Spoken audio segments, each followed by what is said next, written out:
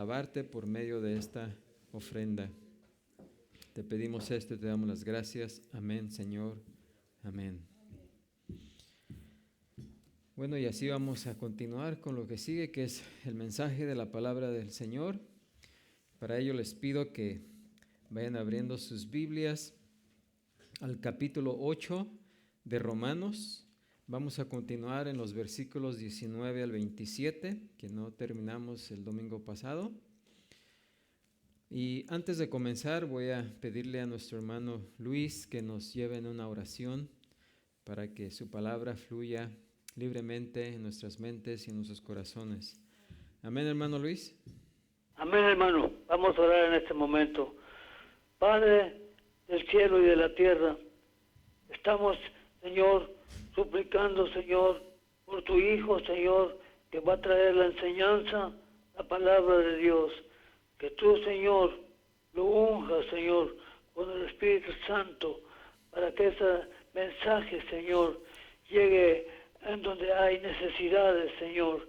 Personas que quizás no le conocen, Señor, pero por medio de este mensaje, Señor, te puedan llegar a conocer y también puedan alabar y glorificar el nombre del Señor. Gracias te damos por ello, Señor, y a usted le daremos toda la honra y toda la gloria desde hoy para siempre. Amén. Adelante, hermano. Amén. Gracias, hermano. ¿Qué deseamos a nuestro hermano Luis? Dios lo bendiga. Amén. Dios lo bendiga. Romanos 8, versículo 19, a partir del versículo 19 dice: porque el anhelo ardiente de la creación es el guardar la manifestación de los hijos de Dios, porque la creación fue sujetada a vanidad, no por su propia voluntad, sino por causa del que la sujetó en esperanza. Porque también la creación misma será libertada de la esclavitud de corrupción a la libertad gloriosa de los hijos de Dios. Porque sabemos que toda la creación gime a una y a una está con dolores de parto hasta ahora. Y no solo ella, sino que también nosotros mismos, que tenemos las primicias del Espíritu, nosotros también gemimos dentro de nosotros mismos, esperando la adopción, la redención de nuestro cuerpo, porque en esperanza fuimos salvos. Pero la esperanza que se ve no es esperanza, porque lo que alguno ve, ¿a qué esperarlo? Pero si esperamos lo que no vemos, con paciencia lo aguardamos. Y de igual manera, el Espíritu nos ayuda en nuestra debilidad, pues ¿qué hemos de pedir como conviene? No lo sabemos. Pero el Espíritu mismo intercede por nosotros con gemidos indecibles. Mas el que escudriña los corazones sabe cuál es la intención del Espíritu, porque conforme a la voluntad de Dios intercede por los santos. Amén. Pueden ocupar su lugar. Y continuamos con este maravilloso pasaje del capítulo 8, donde cualquier persona que quiera conocer la obra del Espíritu Santo en la vida del creyente, en la vida de cada uno de nosotros, este capítulo nos muestra, comenzando primeramente allá en el versículo 1, donde nos dice: ahora pues, ninguna condenación hay en los que están en Cristo Jesús, los que andan conforme a la carne, los que no andan conforme a la carne, sino conforme al Espíritu. Sí, así que aquí en este capítulo nos muestra el apóstol Pablo la obra del Espíritu Santo en la vida de todo creyente, y nos da esa maravillosa seguridad de que para los que están en Cristo Jesús ya no hay ninguna condenación. Y ese precisamente es el tema de este capítulo, la seguridad de la salvación. Aunque hay por ahí algunos que piensan que la salvación se puede perder, aquí podemos ver que la realidad es otra. La salvación no se puede perder porque es un regalo que Dios nos da. Y Dios, cuando da un regalo, lo da para siempre. Amén. El regalo de salvación es un regalo eterno. Y pensar que se puede perder la salvación es pensar que Dios no es soberano y que de alguna manera nos podemos escapar de sus manos. Si eso fuese posible, Dios no sería soberano.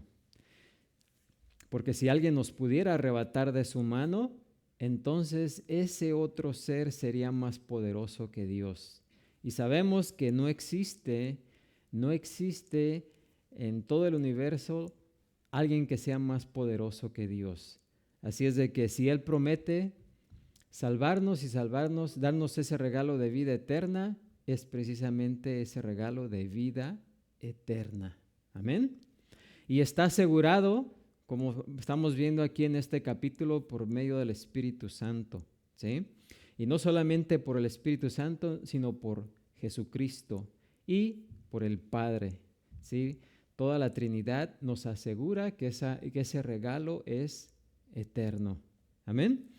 Así que continuando con esto, con este pasaje,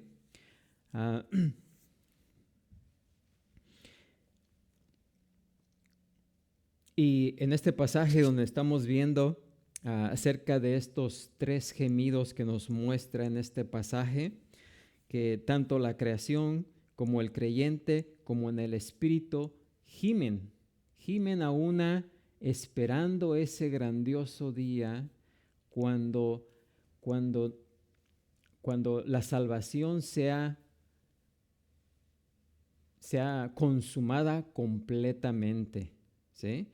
Sabemos que ya hemos sido salvados, nuestro cuerpo, nuestro ser interior ha sido redimido, pero aún esperamos la completa salvación que va a incluir nuestro cuerpo, ¿sí? Cuando sea glorificado en la venida de Cristo Jesús. Y es precisamente lo que nos habla en este pasaje. Los versículos 19 al 22 nos muestra los gemidos de la creación, porque dice, porque el anhelo ardiente de la creación es el aguardar la manifestación de los hijos de Dios. Toda la creación, y ya vimos que la creación a la que se refiere aquí no son los seres humanos, tampoco son los seres angelicales, tanto los santos como los caídos, sino toda la creación inánima, las montañas, los seres celestes, la luna, el sol, la tierra, todo eso nos dice aquí que tienen un anhelo ardiente y están esperando ardientemente la manifestación. O sea, ese glorioso día cuando los hijos de Dios sean, ¿qué? Revelados. Ahorita el mundo no nos conoce, ¿sí? Pero en aquel glorioso día se van a conocer realmente quiénes son verdaderamente los hijos de Dios. Ahorita cualquier persona puede decir, yo soy creyente, yo soy cristiano, pero en aquel glorioso día solamente se van a manifestar, se van a revelar por medio de Dios aquellos que genuinamente son sus hijos. Y la creación está esperando ardientemente ese glorioso día, ¿sí? Porque dice, porque la creación fue sujetada a vanidad, no por su propia voluntad, sino por causa del que la sujetó en esperanza. ¿Sí? Toda la creación fue maldecida por Dios por causa del pecado de Adán y Eva. Y desde entonces la creación también está esperando ese glorioso día cuando la salvación de los hijos de Dios sea culminada, porque también toda la creación va a ser libertada del pecado, ¿sí? De la vanidad a la que fue sujetada. Y nos dice aquí, no por su propia voluntad. Esto no es algo que la creación hizo por sí misma, sino por causa del que la sujetó en esperanza. ¿Y quién fue el que la sujetó? ¿Quién fue quien puso a toda la creación bajo esa maldición? Pues fue Dios, ¿sí? Pero cuando los hijos de Dios sean revelados y glorificados, entonces también la creación va a ser libertada. Y la misma creación espera ese día, espera con ansia ese día cuando los hijos de Dios sean revelados, porque la creación también va a ser libertada. Amén. Dice, porque también la creación misma será libertada de la esclavitud de corrupción a la libertad gloriosa de los hijos de Dios. Porque sabemos que toda la creación gime, ¿sí? La creación en estos momentos gime, o sea, se queja, llora, porque está sufriendo los estragos de lo que causó el pecado de Adán y Eva. Cuando el pecado entró a este mundo, y por causa de ese pecado, Dios maldijo toda la creación. Antes del pecado, la creación trabajaba para el hombre, ¿sí? Se gozaba en trabajar para el hombre, pero ahorita está limitada, no puede hacer eso. Por más que quiere y lo intenta, no puede, ¿sí? Porque está sujeta a esa maldición. Pero un día la misma creación va a ser libertada de esa esclavitud. Y dice, y aún está con dolores de parto hasta ahora, ¿sí? Así que ese es el gemido de la creación. Eso ya lo vimos anteriormente.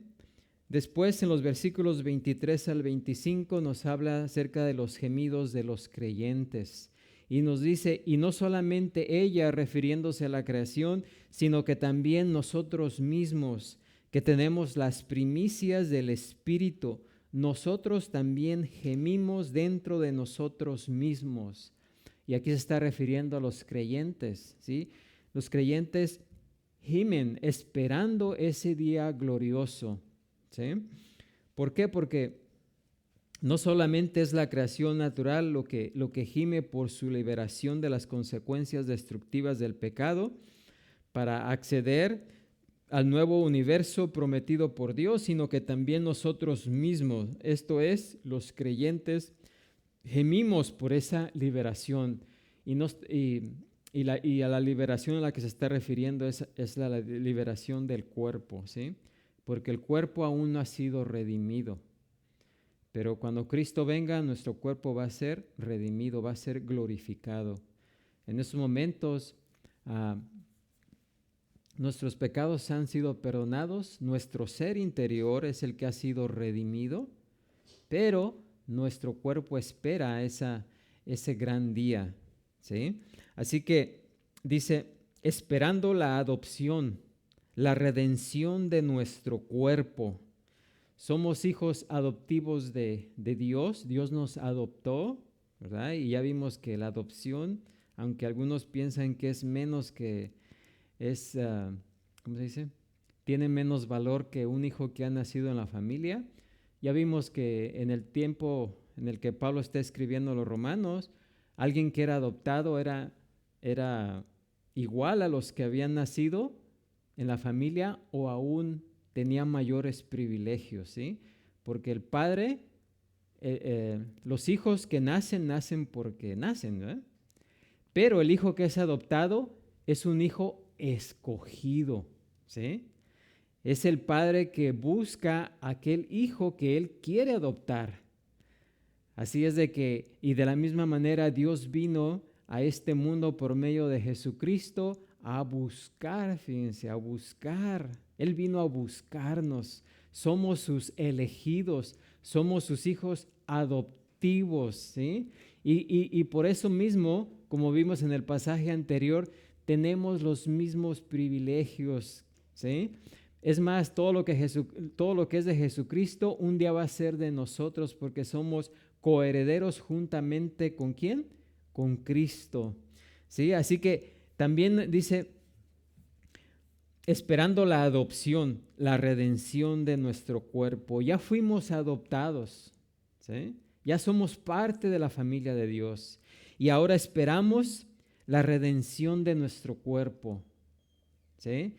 cuando nuestro cuerpo sea transformado en ese cuerpo glorioso y eterno. Y cuando nuestro cuerpo pase de la corrupción a la incorrupción y cuando ya no tengamos pecado, ¿sí?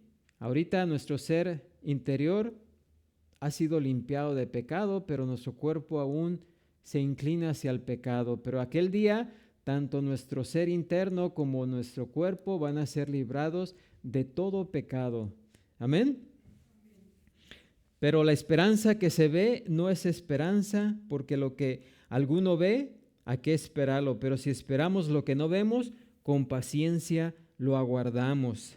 Y aunque ahorita vivimos en esperanza, esperando ese grandioso día, sabemos que lo que Dios promete, lo cumple. Y si Él nos prometió que un día vamos a estar con Él con un cuerpo glorificado, eso es precisamente lo que va a suceder. La obra que Él inició, la va a terminar, la va a consumir. Dios no va a dejar a nadie en el camino. Lo que Dios comienza, lo termina. Y Él comenzó la salvación y la va a terminar en ese glorioso día, cuando nuestros cuerpos sean glorificados en su venida. Amén. Así es de que con paciencia aguardamos ese grandioso día. Y aunque no sabemos, tal vez ahorita nos preguntamos cómo va a ser nuestro cuerpo en ese día, no sabemos cómo va a ser. Y la Escritura nos da ciertas, ¿cómo dijera? Descripciones. Nos dice que va a ser como el cuerpo de Cristo.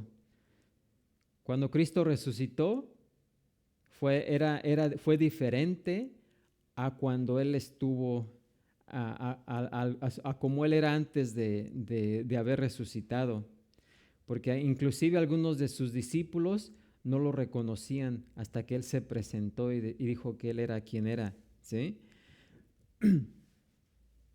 Pero también vemos que Él entró ahí al cuarto donde estaban, a la habitación donde estaban reunidos los apóstoles. Entró cuando estaban todas las puertas cerradas, ¿sí? O sea que de alguna manera atravesó la pared y pudo comer, comió, y no era un fantasma, no era un espíritu, porque podía ser tocado, ¿sí? Así es de que eso nos da una ilustración de más o menos lo que nuestro cuerpo va a hacer, porque así como su cuerpo resucitado fue, así va a ser nuestro cuerpo también. Pero ahorita no sabemos cómo exactamente, hasta aquel glorioso día vamos a saber. Amén. Pero esperamos, porque esa es la promesa que Dios nos ha dado. Y mientras estamos aquí en este mundo, pues también gemimos esperando ese maravilloso día, porque como dice aquí, tenemos las primicias del Espíritu.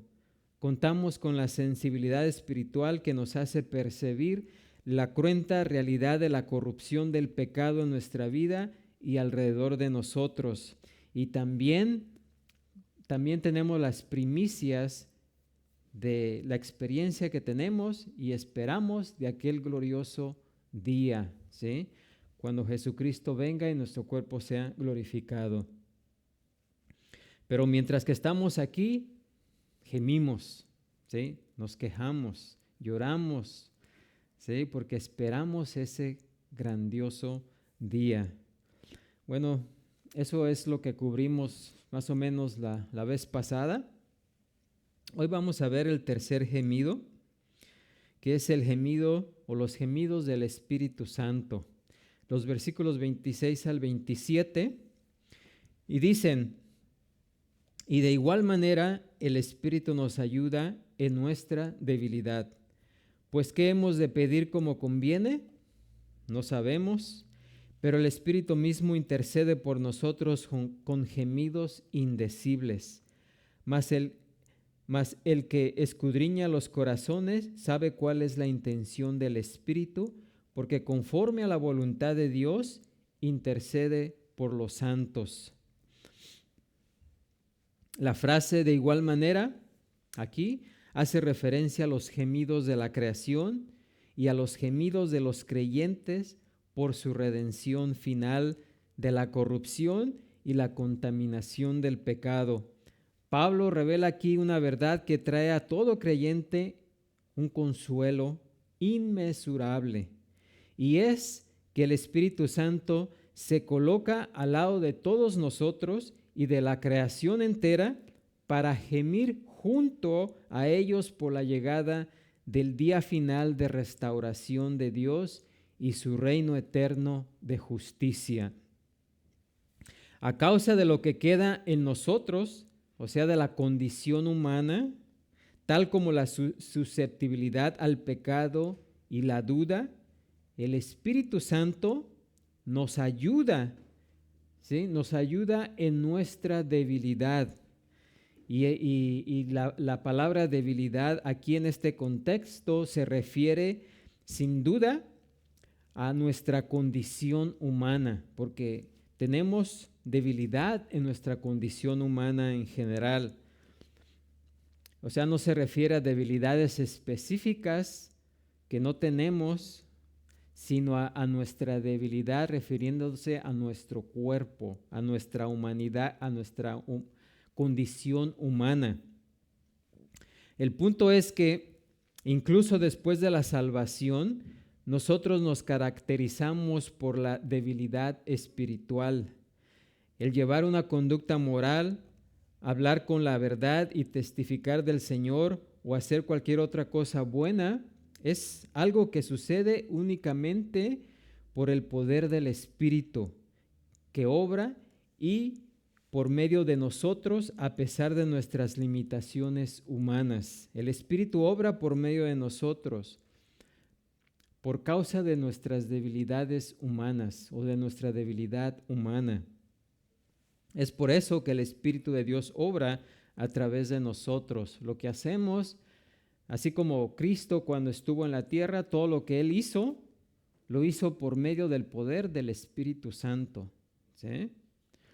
Bueno, pues también nosotros, todo lo bueno, todo lo que hacemos, todo lo que obramos, lo obramos por medio del poder del Espíritu de Dios que obra en nosotros y a través de nosotros. Amén.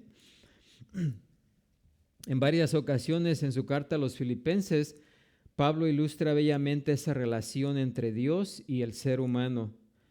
Hablando acerca de sus propias necesidades, Pablo dijo, allá en Filipenses 1:19, porque sé que por vuestra oración y la suministración del Espíritu de Jesucristo, esto resultará en mi liberación.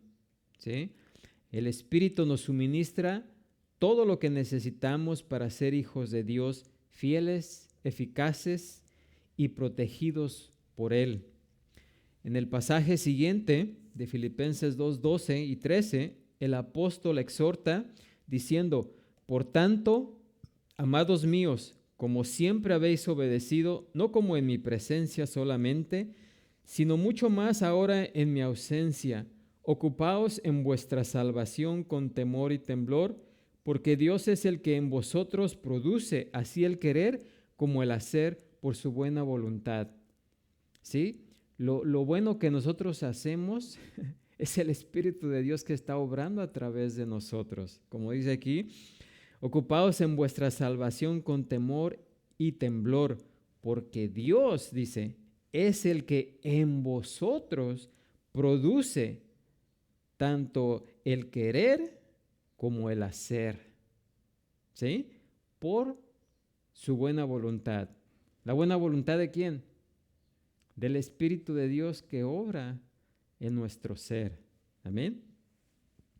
Así que el Espíritu de Dios obra de manera incansable en nosotros para que podamos hacer lo que nunca podríamos hacer solos, cumplir por completo la perfecta voluntad de Dios. También Pablo lo ilustra por medio de la oración aquí. Y para dejarlo más en claro, la manera en cómo el Espíritu de Dios obra en nosotros, Pablo habla acerca del tema de la oración. Aún nosotros somos redimidos, aunque somos redimidos y estamos absolutamente seguros de nuestra adopción como hijos de Dios, de todas maneras sabemos que hemos de pedir, que no sabemos cómo hemos de pedir como conviene. ¿Sí? Humanamente, en nuestra debilidad humana, no sabemos pedir lo que conviene. ¿Sí? Así que el Espíritu de Dios que reside en nosotros, Él sí sabe qué es lo que necesitamos y Él pide por nosotros. Él sí sabe qué pedir. Él sí sabe lo que necesitamos. Nosotros somos como unos bebés que piden cosas, pero no saben por qué las piden. Nomás las piden porque las ven, ¿sí? Pero no saben realmente lo que necesitan. Los padres sí saben lo que necesitan los hijos y solamente el padre le da a un bebé lo que necesita, ¿sí? No todo lo que pide, porque un bebé no pide muchas cosas, pero no sabe para qué son. No le vamos a dar, si nos pide un niño las llaves de nuestro carro, no se las vamos a dar, ¿sí? Las va a pedir, pero no sabe por qué las pide o para qué las pide, pero nosotros no se las damos porque sabemos que eso no es lo que necesita y solamente les damos lo que sabemos que necesitan, ¿sí? Así sucede en el ámbito espiritual. Podemos pedir muchas cosas, pero el Espíritu que reside en nosotros, Él sí sabe lo que verdaderamente necesitamos, ¿sí? Nosotros pedimos muchas cosas sin saber si en verdad las necesitamos, pero el Espíritu que reside en nosotros sí sabe exactamente lo que necesitamos. Podemos pedir otras cosas, pero el Espíritu de Dios no pide eso, sino pide las cosas que necesitamos. Amén. Por eso dice, no sabemos qué hemos de pedir como conviene. Pablo no se detiene para examinar a qué se debe nuestra incapacidad para orar como es debido. No nos dice por qué, pero su afirmación abarca todos los aspectos de nuestra vida. A causa de nuestras perspectivas imperfectas, mentes finitas, frágiles, humanas y limitaciones espirituales, nosotros no estamos en capacidad de orar de una manera absolutamente conformada a la voluntad de Dios, ¿sí? Con frecuencia ni siquiera estamos al tanto de que existen ciertas necesidades espirituales y mucho menos sabemos cuál es la mejor manera como deben ser satisfechas. Incluso al cristiano que ora con sinceridad, fidelidad y regularidad, le resulta imposible conocer los propósitos de Dios con relación a todas sus necesidades individuales o las necesidades de otras personas por quien a veces oramos. Por ejemplo, Jesús le dijo a Pedro, allá en Lucas 22:31, he aquí que Satanás os ha pedido para zarandearos como a trigo, pero yo he rogado por ti que tu fe no falte y tú, una vez vuelto, confirma a tus hermanos. ¿Sí? Felizmente para Pedro, Jesús cumplió su palabra a pesar de la insensata exhibición de coraje espurio por parte del apóstol Pedro, ¿sí? Pedro dice, oh no, yo a mí nadie, yo soy yo y aunque me quiten la vida, jamás te negaré. Y una mujer que le preguntó, tú estabas con él, tú eres uno de ellos. No solamente lo negó una vez, ¿sí? Sino 3 veces. A pesar de que Jesús ya le había dicho, ¿sí? Pero gracias a Dios que obra por medio de su Espíritu y que nos ayuda, nos fortalece, podemos resistir y al final vamos a ser presentados delante del gran juez sin mancha ni arruga, no por nuestra perseverancia, sino porque Dios va a perseverar con nosotros hasta el final. Amén. En este ejemplo, a Pedro no solamente le era imposible enfrentarse a Satanás por sus fuerzas, sino que en poco tiempo Demostró que su devoción por Cristo ni siquiera podía pasar la prueba de unos cuantos desafíos por parte de unos extraños.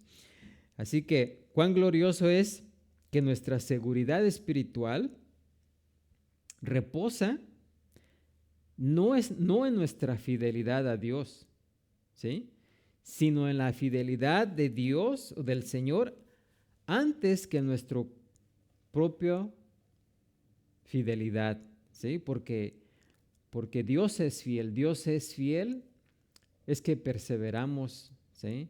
No porque nosotros seamos fieles a Dios. Fíjense, ni siquiera el apóstol Pablo, quien vivió tan cerca de Dios y proclamó con tanta fidelidad su evangelio, tampoco él supo o siempre supo cuál era la mejor manera de orar. Y tenemos un ejemplo. Él sabía que Dios le había dado permiso a Satanás para infligirlo con un aguijón en la carne. ¿Sí? Pablo sabía. Esa aflicción cumplía la función de proteger a Pablo en contra ¿de qué? Del orgullo. A causa de haber sido arrebatado al tercer cielo, o sea, al paraíso. Pero después de un tiempo, Pablo se sintió hastiado de la dolencia, la cual sin duda alguna, pues, era severa, y él oró con gran fervor, pidiendo que le fuera quitada, ¿sí? Y no solamente una, sino nos dice que 3 veces suplicó al Señor, ¿verdad?, que le quitara eso. ¿Y qué fue lo que el Señor le dijo a Pablo?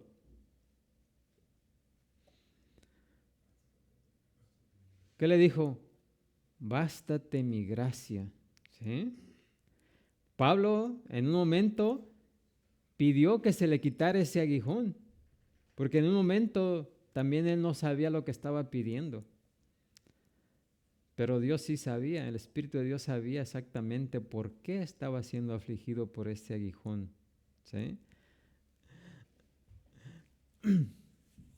Así que le dijo a Pablo que debería sentirse satisfecho con la abundancia de gracia divina por la cual había sido fortalecido en medio de la prueba.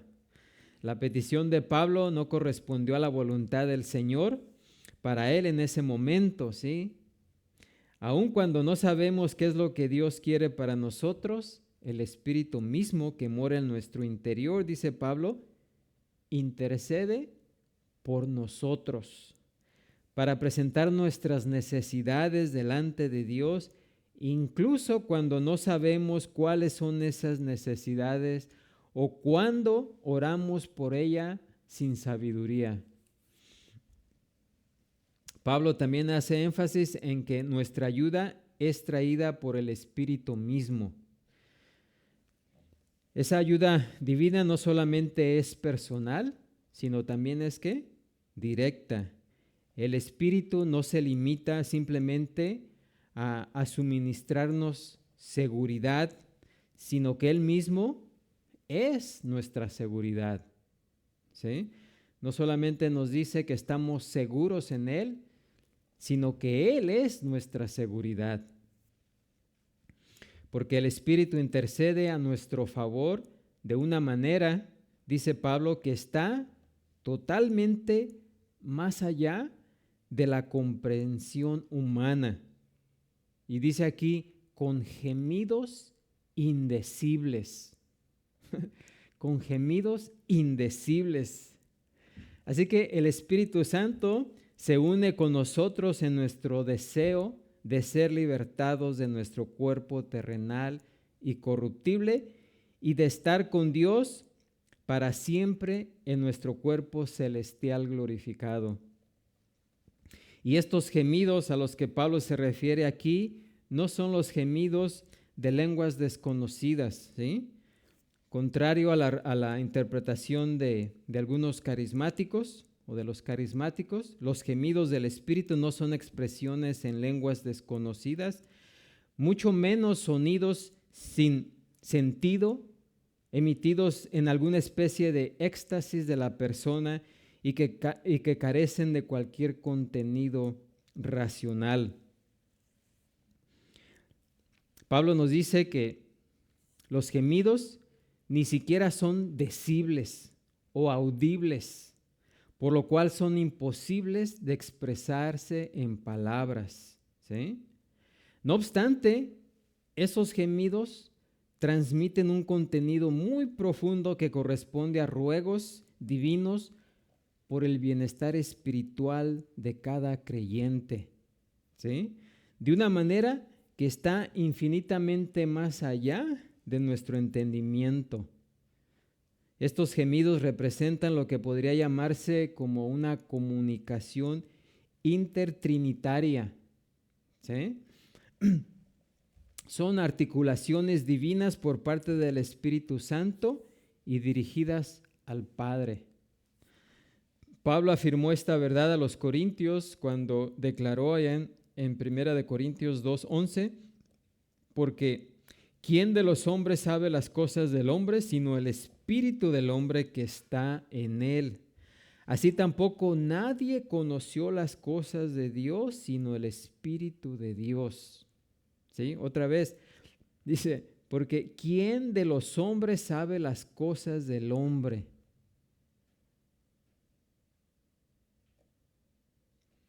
Nadie más nos conoce a nosotros como nosotros nos conocemos a nosotros mismos. Y en veces pensamos que nos conocemos lo suficiente, pero realmente el que más nos conoce es el Espíritu de Dios que reside en nosotros. ¿Amén? ¿Sí? Porque ¿quién de los hombres sabe las cosas del hombre? Sino el Espíritu del hombre que está en él. ¿Sí? Así también nadie conoció las cosas de Dios, sino el Espíritu de Dios.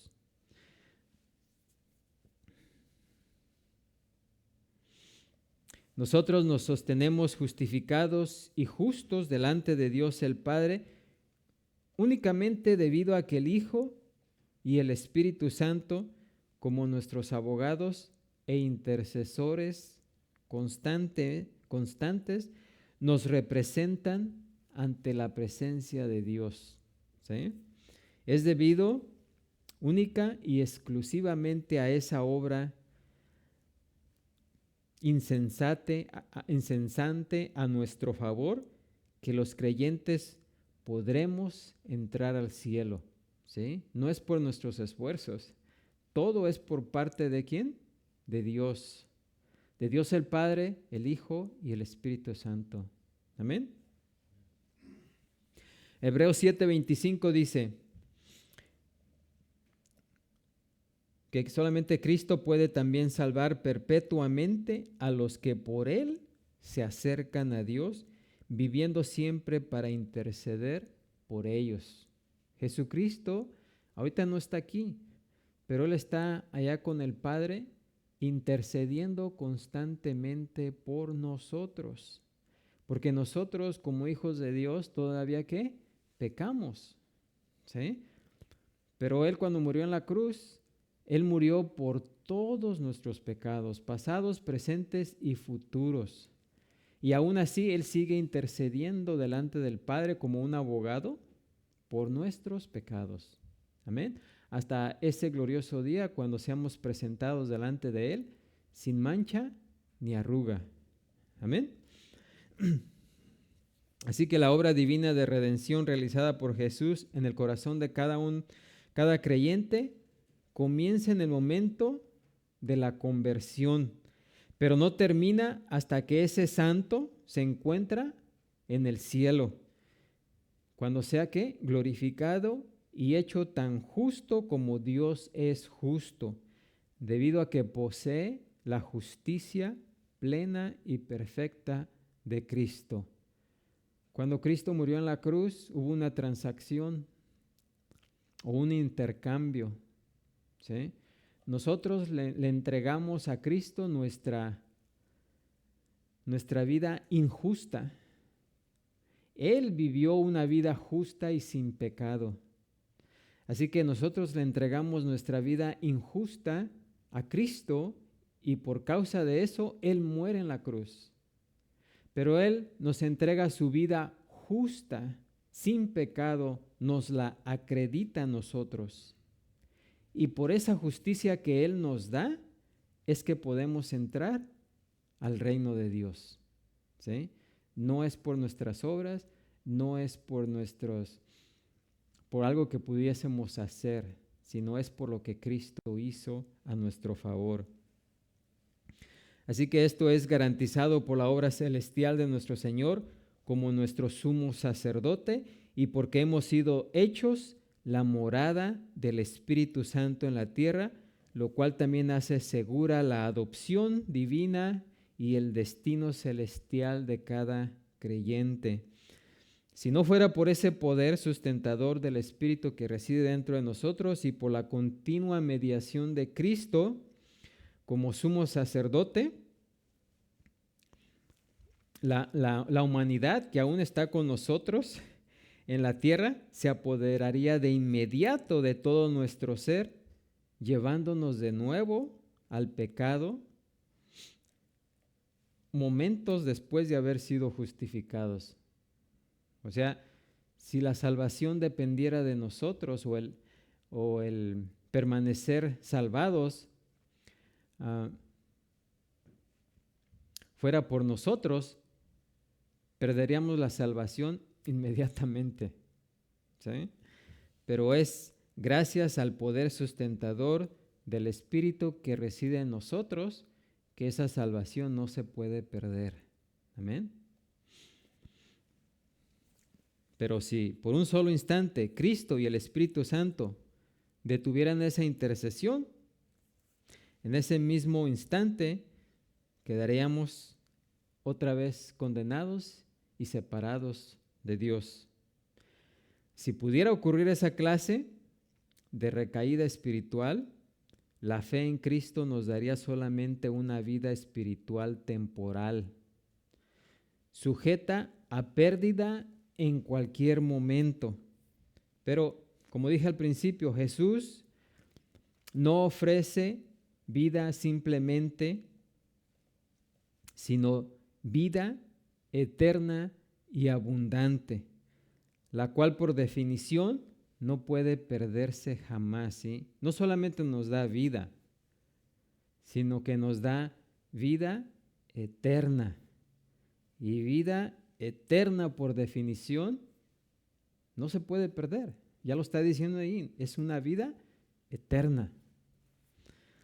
De otra manera diría, te doy vida temporal, ¿sí? Si nos diera vida temporal, sería eso. ¿Vida qué?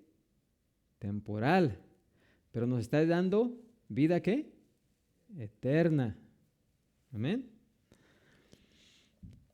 A los que creen en Cristo Jesús, Jesús dijo, yo les doy vida eterna y no perecerán jamás, ni nadie las arrebatará de mi mano.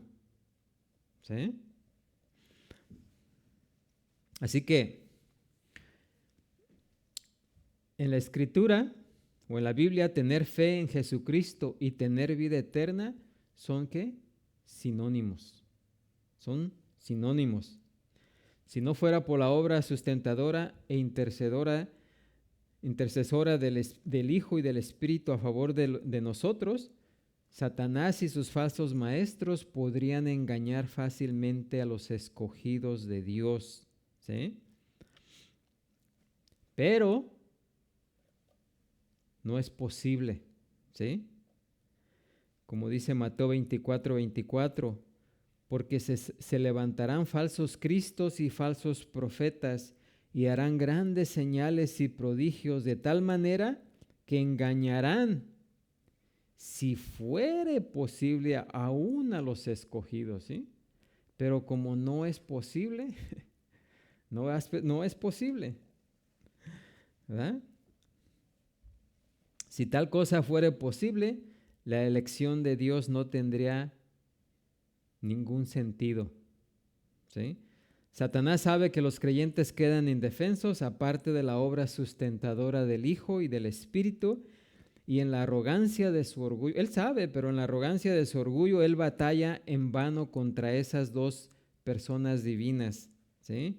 Esas dos personas divinas de la Trinidad, porque Él sabe que si de alguna manera pudiera interrumpir esa protección divina, las almas salvadas alguna vez caerían de la gracia y le pertenecerían de nuevo, pero la obra perpetua de Cristo y del Espíritu Santo hacen esto absolutamente imposible.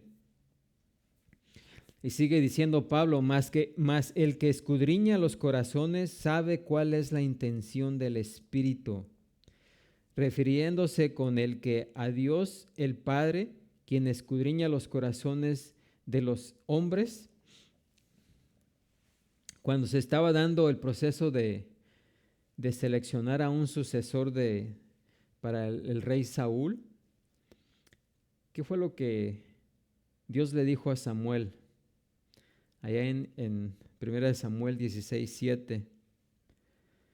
Le dijo, Jehová no mira lo que mira el hombre, pues el hombre mira lo que está delante de sus ojos, pero Jehová, ¿qué? Mira el corazón. ¿Sí? Nosotros solamente podemos ver lo externo, pero Dios puede ver lo que está dentro, lo interno. En la dedicación del templo, Salomón oró allá en 1 de Reyes 8:39 diciendo, tú oirás en los cielos en el lugar de tu morada y perdonarás y actuarás y darás a cada uno conforme a sus caminos, cuyo corazón tú conoces, porque solo tú conoces el corazón de todos los hijos de los hombres. Cuando se encontraban eligiendo entre José Barsabás y Matías como sucesor para Judas, los 11 apóstoles oraron, allá en Hechos 1:24, tú, Señor, que conoce los corazones de todos, muestra cuál de estos dos has escogido. ¿Sí? Dios conoce el corazón de los hombres, Dios conoce nuestro corazón. Si el Padre conoce los corazones de los hombres, ¿cuánto más conoce Él la intención del Espíritu? ¿Sí? Así que el Padre entiende exactamente lo que el Espíritu está pensando, porque conforme a la voluntad de Dios, intercede por los santos. Y puesto que la voluntad del Espíritu y la voluntad del Padre son idénticas, y puesto que Dios es uno, la declaración de Pablo parece como si fuera innecesaria, ¿sí? Pero aún así el apóstol está señalando esa verdad con el fin de darnos ánimo, ¿sí? Debido a que las tres personas de la deidad siempre han sido uno en esencia y en voluntad. La idea misma de comunicación entre ellas, pues en veces nos parece repetitiva, ¿verdad? Pero es la misma, porque siempre obran en unidad. Y eso para nosotros pues es un gran misterio que no podemos comprender, porque nosotros tenemos una mente, ¿qué? Finita, pero Dios tiene una mente, ¿qué? Infinita. Pero es una realidad la cual Dios espera de sus hijos que procedan a reconocerla por fe, ¿sí? Aunque no la conocemos, no la comprendemos, pero es lo que enseña la Escritura, debemos ¿qué? Creerla, ¿sí? El hombre siempre trata de comprender las cosas, pero jamás vamos a comprender a Dios, ¿sí? Así que solamente tenemos que creerle por fe, aunque nuestras mentes finitas no puedan comprender esas verdades divinas, ¿sí?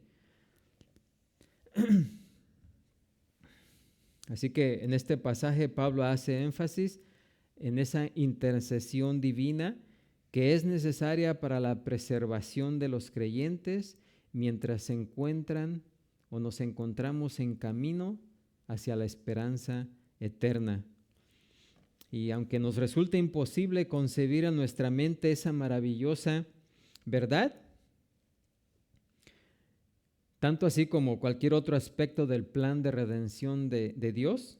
Sin embargo, sabemos que si Cristo y el Espíritu Santo no hicieran guardia constante a nuestro favor, nuestra herencia en el cielo estaría reservada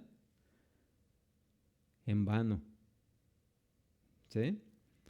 Pero esa herencia no está reservada en vano, porque tanto el Padre como el Hijo y el Espíritu Santo se van a encargar de que sea una realidad.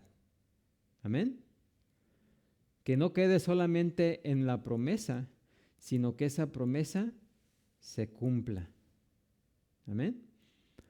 Así que, pues ahí tenemos la razón por la cual la creación gime. Nosotros gemimos y el Espíritu Santo gime también. Y todo ese gimiento se debe a la espera por la redención completa, ¿sí? Cuando los hijos de Dios sean revelados, cuando Cristo venga y nuestros cuerpos sean transformados, glorificados, ¿sí? Porque no puede haber salvación sin glorificación.